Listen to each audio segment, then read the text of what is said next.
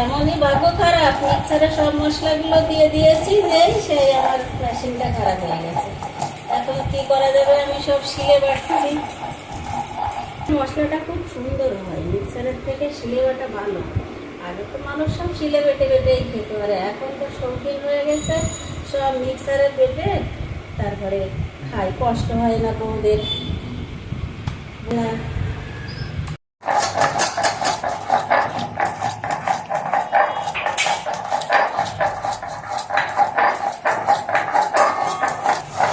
বন্ধুরা, শিলে বাটতে গেলে না খুব কষ্ট হয়, কিন্তু মিক্সারটা তো খারাপ হয়ে গেছে, কি করা যাবে, এখন শিলেতে বেটে খেতে হবে।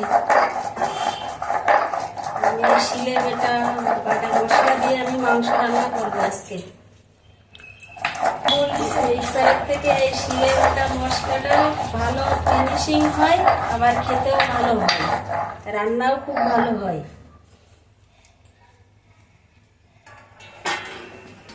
এবার আমার বাটা হয়ে গেছে, আমি এবার তুলে দিচ্ছি বাটাটা।